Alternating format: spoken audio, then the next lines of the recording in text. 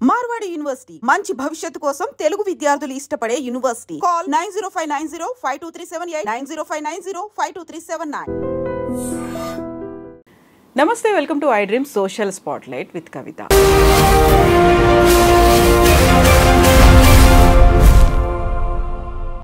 మల్టీప్లెక్స్లకు సంబంధించి రెండు ఆసక్తికర సంఘటనలు జరిగాయి. ఒకటి బెంగళూరులో, ఒకటి హైదరాబాద్లో. ఈ రెండు కూడా కోర్టు మెట్లెక్కాయి. బెంగళూరుకి సంబంధించి తన టైంను వేస్ట్ చేశారు. థియేటర్కి వెళ్తే యాడ్స్తో సినిమా అనుకున్న టైంకి స్టార్ట్ అవ్వలేదు అంటూ కోర్టును అప్రోచ్ అయినటువంటి వ్యక్తికి కోర్టు ₹1,00,000 నష్టపరిహారం చెల్లించేలా తీర్పునిచ్చింది. ఇక హైదరాబాద్కి సంబంధించి ఉదయం 11 తర్వాత, రాత్రి 11 తర్వాత 16 ఏళ్లలోపు స్టూడెంట్స్ థియేటర్కు వెళ్ళొద్దు అంటే మల్టీప్లెక్స్ యజమానులంతా హైకోర్టును అప్రోచ్ అయ్యారు.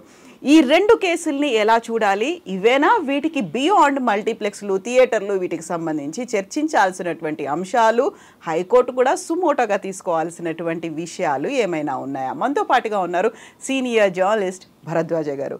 సార్ నమస్కారం. నమస్తే అండి. సార్, ప్రతిసారి మనం మల్టీప్లెక్స్లు, థియేటర్ల గురించి మాట్లాడుకున్నప్పుడల్లా టికెట్ల రేట్ల విషయాలు ప్రస్తావనకు వస్తాయి. అక్కడ పాప్కార్న్, వాటర్ బాటిల్ ఇవన్నీ వస్తాయి. బట్ బెంగళూరు కేసు చాలా ఇంట్రెస్టింగ్గా ఉంది సార్. అనుకున్న సమయానికంటే కూడా అరగంట ఆలస్యంగా స్టార్ట్ చేశారు. యాడ్స్తో నా టైం అంతా వేస్ట్ అయిపోయింది, అన్ని షెడ్యూల్స్ నేను క్యాన్సిల్ చేసుకోవాల్సి వచ్చింది అంటూ ఐనాక్స్ అండ్ బుక్ మై షోల మీద కేసు వేశారు. కోర్టు కూడా చాలా పాజిటివ్గా స్పందించింది సార్. అవును, అంటే అది ఇప్పుడు ఇలాంటి విషయాల్లో చూడాల్సింది ఏంటంటే, ట్రాఫిక్ జామ్ అయిపోయింది అనుకోండి. ట్రాఫిక్ జామ్లో ఇరుక్కుని ఒక గంట లేట్ అయిపోయింది, అప్పుడు ఎవరి మీద కేసు వేస్తాడు ఆయన అనేది చూడాలి. అంటే వ్యవస్థలు సరిగా పనిచేయించడం కోసం కోర్టులను ఆశ్రయించడం అనేది బాగానే ఉంది. అయితే ఇక్కడ సినిమా థియేటర్లో చెప్పిన టైంకి సినిమా ఎందుకు పడలేదు అనేది ఇష్యూ. చెప్పిన టైంకి మీరు 6 గంటలకంటే 6 గంటలకు సినిమా వేసేసి ఉంటే నేను ఆ ప్రకారం బయటికి వెళ్ళిపోయేవాడిని. బయటికి వెళ్ళిన తర్వాత ఆయన తిప్పలేంటనేది ఆయన గొడవ, ఆయన పర్సనల్ అఫైర్ అది. కానీ మీరు ఇచ్చిన కమిట్మెంట్ నిలబెట్టుకోలేదు అనేదే అతను కంటెస్ట్ చేసినటువంటి విషయం. కాబట్టి ఇచ్చిన కమిట్మెంట్ నిలబెట్టుకోకపోవడం అనేది ఖచ్చితంగా తప్పే. అందుకని కోర్టు అలా వ్యవహరించడంలో తప్పేం లేదు.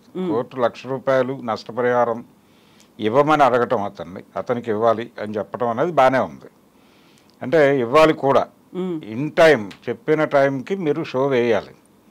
అలాగే లోపలికి వచ్చినటువంటి ప్రేక్షకుల అన్ని రకాల సౌకర్యాలు మీరు ఏర్పాటు చేయాల్సినటువంటి బాధ్యత ఉంటుంది. కానీ చాలా సందర్భాల్లో మల్టీప్లెక్స్లో కూడా లోపలికి వచ్చినటువంటి ఆడియన్స్ వాళ్ళ కర్మ అన్నట్టుగానే వదిలేస్తున్నారు. వాళ్ళకేమీ అక్కడ అంటే ప్రతిదీ చాలా కాస్ట్లీ అఫైర్ ఉంటుంది. కనీసం వాళ్ళు కూర్చోటానికో లేకపోతే వెయిట్ చేయటానికో కూడా ఏ రకమైనటువంటి ఏర్పాట్లు ఉండవు. చాలా లాంజ్ అనేది కూడా లేకుండా ఏమీ లేదు. జస్ట్ అలా వెళ్ళిపోయి మీరు థియేటర్లో కూర్చున్నారా, సినిమా చూసారా, వచ్చారా అన్నట్టుగానే వ్యవహరిస్తారు వాళ్ళు. అందుకని సినిమా అనేది మీరు ఎలాగూ ఒక పెద్ద అంటే అది ఒక ఈవెంట్గా మార్చే ప్రయత్నం చేస్తున్నారు. మల్టీప్లెక్స్ ప్రోగ్రామే అది. సినిమా అనేది ఈవెంట్గా మారుస్తున్నాం కాబట్టి ఈ రేంజ్ డబ్బులు మేము తీసుకుంటామని చెప్తున్నారు వాళ్ళు. బాగానే ఉంది. అయితే ఈ మధ్యకాలంలో టిక్కెట్ల రేట్ల విషయంలో కొంత ఫ్లెక్సిబుల్గా వ్యవహరిస్తున్నారండి. చిన్న సినిమాల వాళ్ళు కోరితే ధరలు తగ్గించి వేస్తున్నారు. కానీ అంటే ₹112 కూడా ఈ మధ్య సినిమాలు అలవ్ చేశారు వాళ్ళు కొన్ని షోస్.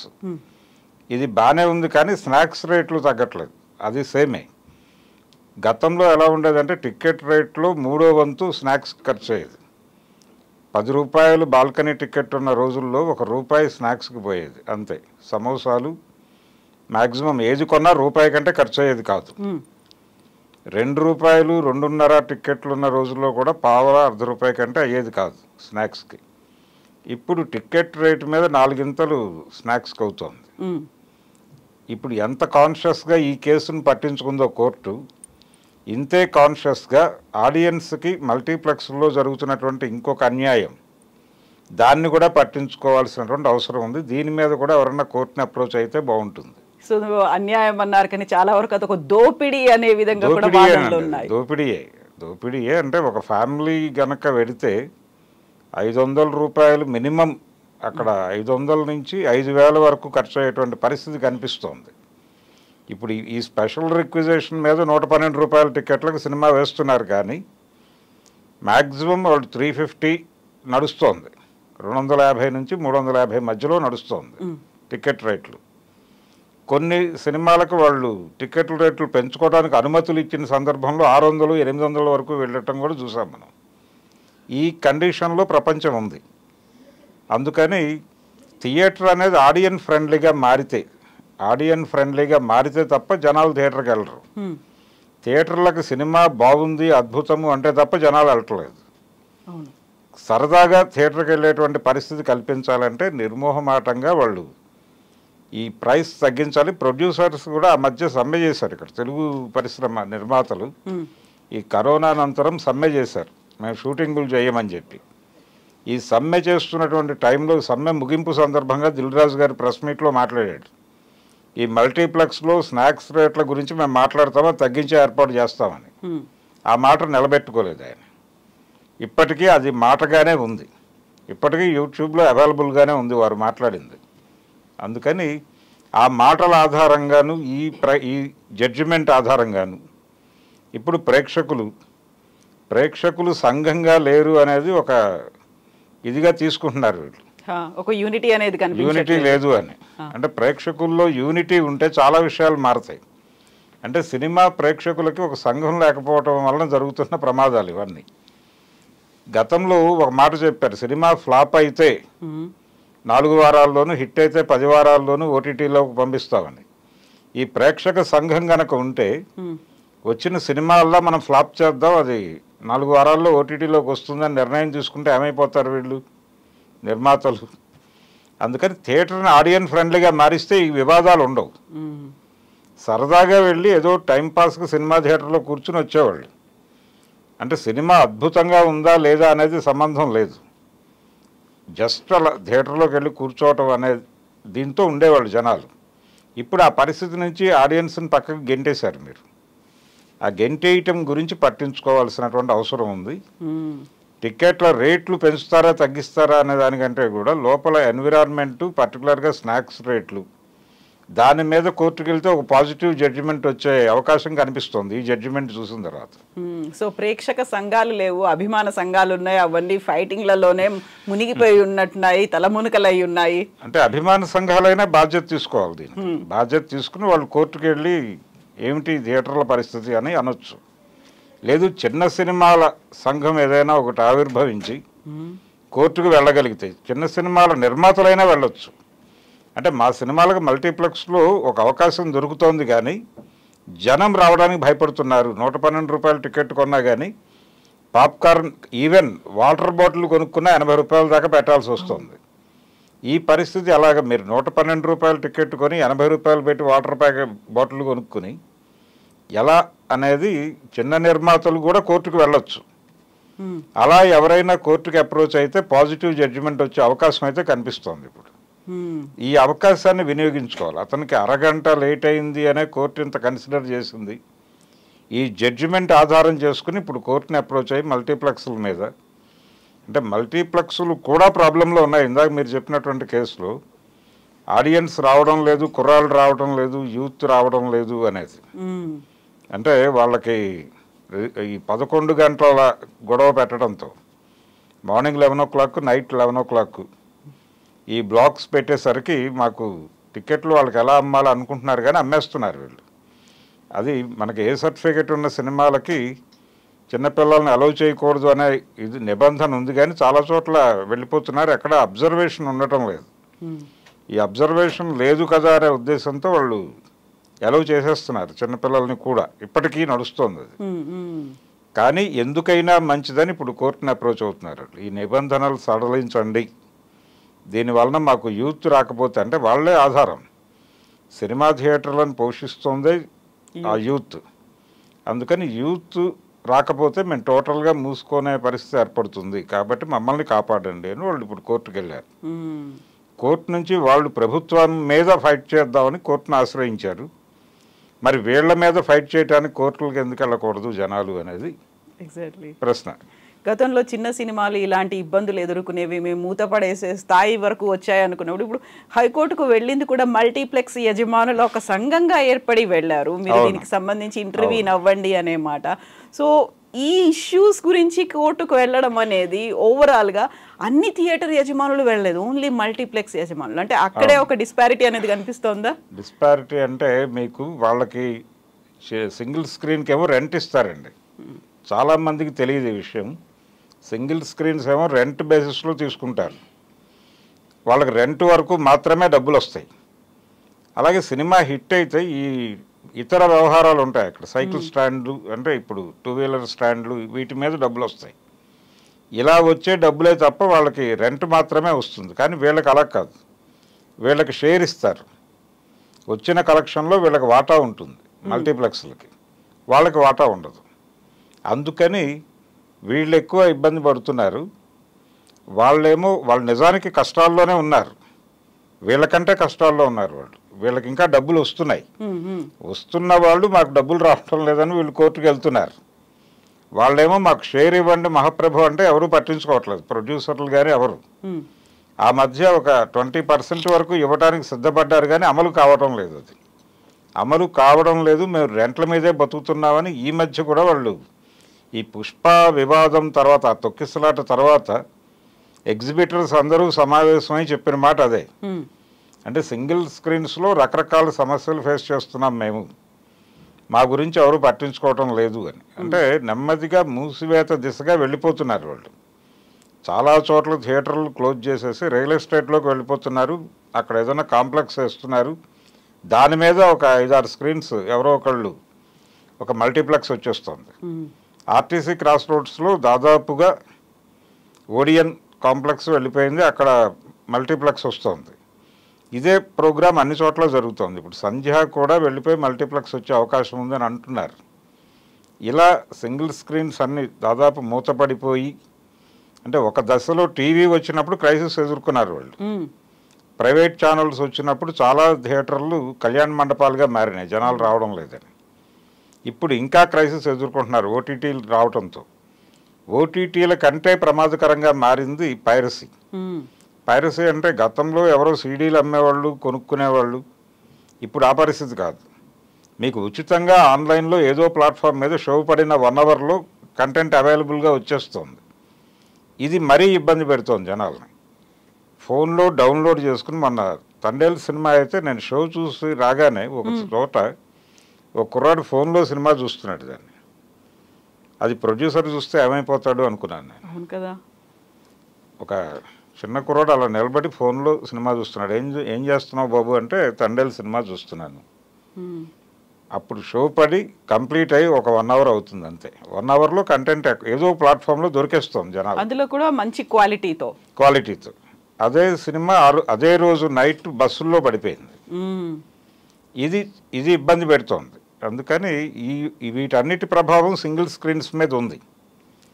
అక్కడ టికెట్ల రేట్లు తక్కువైనా కానీ జనాలు రావడం లేదు, అక్కడ స్నాక్స్ రేట్లు తక్కువ ఉన్నా కానీ జనాలు రావడానికి ఇబ్బంది పడుతున్నారు. కంటెంట్ అవైలబిలిటీ పెరగడం చేత ఇంకా వాళ్ళు ఆడియన్స్ ఫ్రెండ్లీగా మారాలి. ఆడియన్స్ని అట్రాక్ట్ చేయడానికి ఏం చేయాలి అనేది ఆలోచించాల్సిన పరిస్థితి ఉంది. కానీ అట్రాక్ట్ చేస్తే లోపల కంటెంట్ ఏమిటి, సినిమాలో ఉండేటువంటి కంటెంట్ అంత పెద్ద అట్రాక్టివ్గా ఉంటే ఏదో రకమైనటువంటి కొత్తదనం ఉంటే తప్ప రావడం లేదు జనాలు. అది కూడా ఒక డొల్లతనం ఉంది మన సినిమాల్లో ఈ మధ్య కాలంలో. అంటే కరోనా తర్వాత ప్రేక్షకుల స్థాయి పెరిగిన ప్రేక్షకుల స్థాయిని అందుకునేటువంటి సినిమాలు రావడం లేదు అనేటువంటి ఒక విమర్శ ఉంది. అది క్రియేటర్స్కి సంబంధించిన గొడవ. అంటే ఆ రకమైన కథలు రావడం లేదు, ఆ రకమైనటువంటి టేకింగ్ రావడం లేదు. అంటే ప్రజలు కొత్తగా ఫీల్ అయ్యే పరిస్థితి ఉండటం లేదు. వాళ్ళేమో ఓవర్గా ఎక్స్పోజ్ అయిపోతున్నారు. ఓటీటీల్లో రకరకాల ఇతర భాషా చిత్రాలకు ఎక్స్పోజ్ అయిపోయి మన సినిమాలు ఇలా ఉండటం లేదు అనే పరిస్థితికి వెళ్ళిపోతున్నారు. ఈ మధ్య కూడా ఎవరో ఒక సినీ ప్రముఖుడు అనేసాడు, అంటే ఇతర భాషా సినిమాలు చూడటానికి చూపిస్తున్న ఉత్సాహం మన సినిమాలు చూడటానికి చూపించట్లేదు ప్రేక్షకులు అని. నిజమే. అంటే ఇక్కడ వాళ్ళకి అంత ఇంట్రెస్టింగ్ టాపిక్ ఏం దొరకటం లేదు, ఎలిమెంట్స్ కనిపించట్లేదు. దొరక్క వాళ్ళు ఇతర భాషా చిత్రాల వైపు వెళ్ళిపోతున్నారు. దాని మీద సోషల్ మీడియాలో డిస్కషన్స్ జరుగుతున్నాయి. అంటే ఆడియన్స్ వేరు ప్లాట్ఫామ్స్ మీద వాళ్ళు చూసినటువంటి అదర్ లాంగ్వేజెస్ సినిమాల మీద డిస్కషన్స్ పెట్టేసుకుంటున్నారు. అంత డిస్కస్ చేసేటువంటి కంటెంట్ మనం ఇవ్వలేకపోతున్నామని వీళ్ళు అనుకోవడం లేదు, తెలుగు నిర్మాతలు కానీ దర్శకులు కానీ. అదంతా తప్పు ప్రేక్షకులదే. ఇంకా వాళ్ళు అనుకోవడం వాళ్ళ భావనలో ప్రేక్షకుల మీద నెట్టేసే ప్రయత్నం చేస్తున్నారు. ప్రేక్షకులేమో వీళ్ళ సినిమాలు ఏం చూస్తావు అనే పరిస్థితికి వెళ్ళిపోయారు. అలా అంతిమంగా నష్టపోతోంది థియేటర్ యాజమాన్యాలు. ఏం చేయాలో అర్థం కాని పరిస్థితుల్లో ఏ సినిమా రిలీజ్ అయినా అది ఒక్క షోకి 10 మంది కూడా రానటువంటి పరిస్థితుల్లోకి వెళ్ళిపోతున్నాయి సినిమాలు. ఈ కండిషన్ ఇదివరకు ఉండేది కాదు. మా చిన్నతనాల్లో ఏ సినిమా రిలీజ్ అయినా అది ఒకరోజు ఫుల్ అయ్యేది. ఆ తర్వాత నెమ్మదిగా టాక్ స్ప్రెడ్ అయ్యి నెమ్మదిగా సినిమా పికప్ అవటమో ఏమవటమో తర్వాత డిసైడ్ అయ్యేది. అంటే కనీసం బ్రీతింగ్ స్పేస్ ఉండేది. 15 రోజులు బ్రీతింగ్ స్పేస్ ఉండేది. దాసరి నారాయణరావు గారు చెప్పేవాడు, ఈ రోజుల్లో అయితే నేను డైరెక్టర్ అయి ఉండేవాడిని కాదు అని. ఆ రోజుల్లో స్ట్రైట్ వైడ్ డిస్ట్రిబ్యూటర్లు ఉండేవాళ్ళు. వాళ్ళు ఒక సినిమా తీసుకుంటే వాళ్ళ థియేటర్స్లో 10-15 రోజులు సినిమాకి గ్యాప్ ఉండేది. ఆ గ్యాప్లో ఏదో ఒక సినిమా వేసేవాళ్ళు. ఒకవేళ అది పికప్ అయితే నిలబడేది సినిమా, లేకపోయినా 15 రోజులు ఉండేది. ఈ 15 రోజుల్లో దాని భవిష్యత్తు ఏంటో తెలియదు. అంటే జనం లేరు కాబట్టి సినిమా తీసేయటం కాదు, సినిమా ఆడేది, జనాలకు నెమ్మదిగా కనెక్ట్ అయ్యి వచ్చేవాళ్ళు. ఆ పరిస్థితి ఉంది కాబట్టి చాలా సినిమాలు పికప్ అయినాయి. ముత్యాల ముగ్గు కావచ్చు, శంకరాభరణం కావచ్చు, సంపూర్ణ రామాయణం కావచ్చు, ఇవన్నీ మొదటి రోజు జనం లేని సినిమాలే. నెమ్మదిగా మౌత్ పబ్లిసిటీ స్ప్రెడ్ అయ్యి అవి పెద్ద హిట్లుగా నిలబడ్డాయి. అందుకని ఇప్పుడు ఆ పరిస్థితి లేదు. ఒక షోకి జనం రాకపోతే తర్వాత తీసేస్తున్నారు ఇమ్మీడియట్గా సినిమాని. ఇటువంటి పరిస్థితుల్లో బెటర్ కంటెంట్ ఇవ్వాల్సిన బాధ్యత క్రియేటర్స్కి ఉంది. థియేటర్స్ని కాపాడుకోవాలనే స్పృహ ఉంటాయి వాళ్ళకి, అది చెయ్యాలి. తర్వాత థియేటర్లన్నీ మల్టీప్లెక్స్లు మాత్రమే ఆధారంగా మారుతున్నాయి నెమ్మదిగా. సింగిల్ స్క్రీన్స్ అనేవి దాదాపుగా పక్కకు వెళ్ళిపోతున్నటువంటి పరిస్థితి ఉంది. ఈ కండిషన్లో మల్టీప్లెక్స్లను ఎలా రిపేర్ చేసుకోవాలి, వాటిని ఆడియన్స్ ఫ్రెండ్లీగా ఎలా మార్చాలి అనే దాని మీద ప్రతి ఒక్కరూ దృష్టి పెట్టాలి. అది చేయగలిగితే కొంతమేరకు థియేటర్కి వెళ్ళేటువంటి వాళ్ళు ఉంటారు, థియేటర్ బతుకుతుంది. అలాగే కమ్యూనిటీ థియేటర్లు నిర్మించడానికి ప్రభుత్వం చొరవ చూపించగలిగితే ఇంకా బెటర్. అంటే వీళ్ళు బలహీన వర్గాలకి కాలనీస్ కడుతున్నారు. ఈ కాలనీస్లో కమ్యూనిటీ థియేటర్లు కట్టచ్చు. కట్టి అక్కడ 50 రూపాయలకి సరదాగా మీరు వెళ్ళి అక్కడ కూర్చొని సినిమా చూడండి అని, అది కనుక చేయగలిగితే థియేటర్ బతుకుతుంది. కమ్యూనిటీ థియేటర్స్ వచ్చేసి వాళ్ళు ఇంట్లో వండుకున్నవే తీసుకెళ్ళి అక్కడ కూర్చుని తింటూ సినిమా చూస్తారు. ఇంత పెద్ద ఫెసిలిటీస్, సౌండ్ సిస్టమ్లు ఇవన్నీ లేకపోయినప్పటికీ కూడా అంటే మినిమం ఒక కమ్యూనిటీ థియేటర్ ఏర్పాటు చేసేసి వాళ్ళకి మెయింటెనెన్స్ కోసం ఒక 50 రూపాయలు 60 రూపాయలు టికెట్ రేట్ పెట్టేస్తే ఆ జనం రిలాక్సేషన్ కోసం వెళ్ళి అక్కడ కూర్చుంటారు. అంటే ఇంట్లో నుంచి ఒక చిన్న గ్యాప్ తీసుకుని అక్కడికి వెళ్ళి కూర్చుంటారు. కనీసం ఆ ఫెసిలిటీ అన్న గవర్నమెంట్ ప్రొవైడ్ చేయగలిగితే సినిమా బతుకుతుంది, థియేటర్ బతుకుతుంది. ఇలా చాలా విషయాలు ఉన్నాయండి థియేటర్కి చుట్టూ. అవును. అయితే ఇక్కడ ప్రధానంగా ఈ కేసు జనరేట్ చేసినటువంటి క్యూరియాసిటీ ఏంటంటే, ఈ ₹1,00,000 వాళ్ళు పే చేయాలి, అరగంట నష్టపోయినటువంటి ప్రేక్షకులకి అనేది. అది ఇంట్రెస్టింగ్ టాపిక్ ఏంటంటే, ఇప్పుడు ఇమ్మీడియట్గా ఎవరో ఒకళ్ళు చొరవ తీసుకుని, బాబు ఈ పరిస్థితి ఏమిటి, ఇక్కడ 500 రూపాయలు పెట్టి పాప్కార్న్ కొనటం ఏమిటి, లేకపోతే 80 రూపాయలు పెట్టి వాటర్ బాటిల్ కొనటం ఏమిటి, బయట 20 రూపాయలకి లీటర్ దొరికితే లోపల 80 రూపాయలకి ½ లీటర్ ఇస్తారు వాళ్ళు, ఈ గొడవ ఏమిటి అనే దాని మీద ఎవరైనా కోర్టుని అప్రోచ్ అయితే అప్పుడు కోర్టు డైరెక్షన్ వచ్చిన తర్వాత వాళ్ళు బహుశా రేట్లు తగ్గించే అవకాశం ఉంటుంది. నిర్మాతలు నిర్ణయం తీసుకున్న సమ్మె తర్వాత నిర్ణయం తీసుకుని దాదాపు 3 ఏళ్ళు అయిపోయింది, ఇప్పటివరకు పట్టించుకున్న పాపాన్ని పోలేదు, ముందడుగు లేదు, వాళ్ళు చొరవ చూపించలేదు, వీళ్ళు పట్టించుకోలేదు. అందుకని ఇది హోప్ ఇచ్చింది. ఇప్పుడు దీని మీద ఎవరైనా కొంచెం ఒక అడుగు ముందుకేసి కోర్టుకి అప్రోచ్ అవ్వగలిగితే బాగుంటుంది. సార్, ఇప్పటిదాకా సినిమాలు తీస్తున్నటువంటి నిర్మాతలు కావచ్చు, లేకుంటే ప్రదర్శిస్తున్నటువంటి మల్టీప్లెక్స్లు, థియేటర్ యజమానులు వాళ్ళని వచ్చి సినిమా చూస్తున్న వాళ్ళని కేవలం ప్రేక్షకులుగా మాత్రమే చూస్తున్నారు. ప్రేక్షకులు కూడా తమ కన్జ్యూమర్లమి అనే భావన ఇంకా రాలేదు. కన్జ్యూమర్లం మనం ఆలోచించగలిగితే ఇలాంటివన్నిటి గురించి ముందుకెళ్ళొచ్చు, కోర్టును అప్రోచ్ అవ్వచ్చు. కన్జ్యూమర్ కోర్టు కూడా ఉంది, ఫోరంకి కూడా వెళ్ళొచ్చు. కన్జ్యూమర్ ఫోరంను కూడా అప్రోచ్ అవ్వాలి. అంటే ప్రేక్షకులు ఒక యూనిట్గా లేకపోవడం వలన జరుగుతున్న ఇబ్బందులు ఇవన్నీ. ప్రేక్షకులు సంఘంగా లేరు కాబట్టి వాళ్ళని కన్జ్యూమర్లుగా చూడాల్సిన అవసరం లేదని వాళ్ళు అనుకుంటున్నారు. అందుకని వీళ్ళు ప్రేక్షక సంఘం అనేది కనుక ఏర్పడి వాళ్ళు రెగ్యులర్గా మాట్లాడటం మొదలు పెడితే, అంటే గతంలో ఫిలిం సొసైటీ మూమెంట్ అని ఒకటి ఉండేది. ఓకే, అంటే ఫిలిం సొసైటీస్ ఉండేవి ప్రతి ఊళ్ళోనూ. ఆ సొసైటీల్లో మెంబర్స్ ఉండేవాళ్ళు. అంటే వాళ్ళు మంచి సినిమాలు ప్రమోట్ చేయటం కోసం ప్రతి ఆదివారం ఏదో ఒక థియేటర్ రెంట్కి తీసుకుని ఏదో ఒక లాంగ్వేజ్ నుంచి సినిమాలు పట్టుకొచ్చి అక్కడ నుంచి రీల్స్ తెప్పించి ఇక్కడ వేసేవాళ్ళు. ఇలా ప్రతి ఊళ్ళోనూ ఉండేది. విజయవాడ ఫిలిం సొసైటీ అని ఉండేది, హైదరాబాద్ ఫిలిం సొసైటీ ఇప్పటికీ ఉంది, కరీంనగర్ ఫిలిం సొసైటీ ఇప్పటికీ ఉంది, ఇప్పటికీ పనిచేస్తున్నాయి. విజయవాడ ఫిలిం సొసైటీ క్లోజ్ అయిపోయింది, విఫిసో. ఇలా చాలా చోట్ల, వైజాగ్లో ఒకటి ఉండేది. ఈ ఫిలిం సొసైటీ మూమెంట్ ఆ రోజున ప్యారలల్ సినిమా, మృణాల్ సేన్ లేకపోతే శ్యామ్ బెనగల్ వీళ్ళు తీసేటువంటి సినిమాలను జనానికి చేర్చడం కోసం ఇవి ఉపయోగపడేవి. కనీసం ఇప్పుడు ఆ మూమెంట్ కూడా లేదు. అందుకని సాధారణ ప్రేక్షకులు ఒక యూనిట్గా ఏర్పడగలిగితే, ఏ ఊరికి ఆ ఊరు ఏర్పడగలిగితే చాలా ఇష్యూస్ సాల్వ్ అవుతాయి.